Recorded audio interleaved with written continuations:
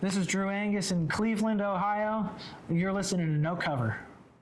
Hey everybody, it's Monroe with No Cover, and tonight we're hanging out at the Bop Stop in Cleveland with singer-songwriter Drew Angus. Drew, how are you? I'm doing well. How are you, Muddy? I'm great. All right, so have you performed in Cleveland before? I have. Have you performed here? I have. And? I love it. That's why we're back. Okay, so what is your favorite memory of Cleveland, or your favorite thing to do when you're in town? I love, there was a little coffee shop not too far from here that we walked to last time we were here that we'll probably go to tomorrow. I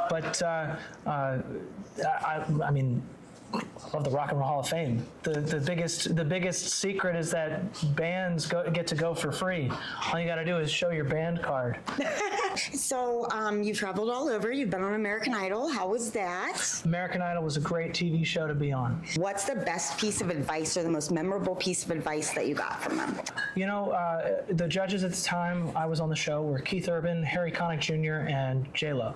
And J-Lo loved my voice. Harry Connick Jr. was very supportive and excited to see me like do my thing. I played a song in a weird tuning and then tuned it up to play a second song, and he was like, "Oh man, you got a good ear, kid." So that was a really nice moment.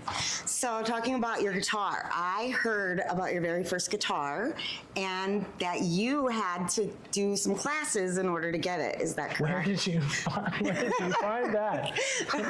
Yeah, sure enough. So what did you have to do to get that first guitar? When I was a little kid, my mom bribed me with I had to go to manners classes, cotillion, and learn how to do the box step and the foxtrot. Your new album is called Late to the Party. Why that title, and what does it say about where you're in life right now?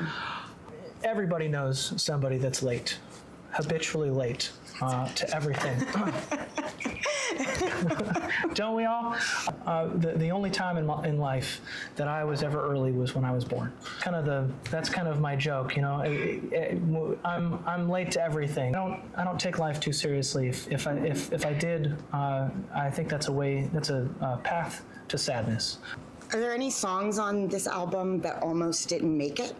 Lost. Almost didn't make it. It was the last song that I wrote for the record, and I wrote it with my buddies Thomas Baldwin and Brad Sample down in Nashville. Didn't quite connect in the room when we wrote it. Like a fine wine, songs sometimes take on different meanings, and when this iteration of my band kind of started playing tunes on the road, my drummer was very adamant, like, "Hey, we have to play Lost, man." He really loved that tune, and so we found a really fun arrangement for it, and I really love playing the song now, and it's really taken on like a whole new life. Speaking of writing songs and maybe having different meanings, do you have any songs that you wrote that your fans kind of think that it's got a different meaning behind it than what it actually does?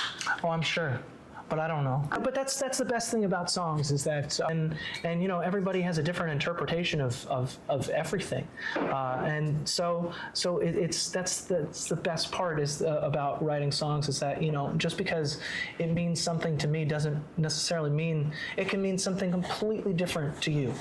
Well, tell me this: what is the most honest lyric that you've ever written? Has beyond the shallow roots of woe, that's where the wildflowers grow.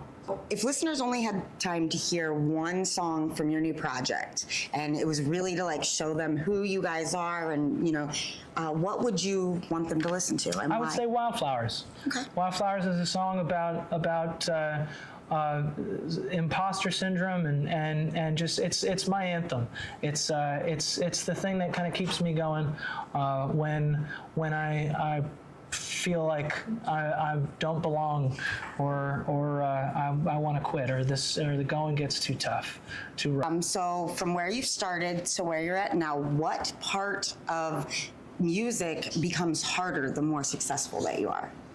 What gets harder is, as you grow and get older, is watching your peers become more successful while I still kind of just get in the van and go around the country. So if your life were a soundtrack, what song would be playing when we fade to black? Oh, Claire de Lune.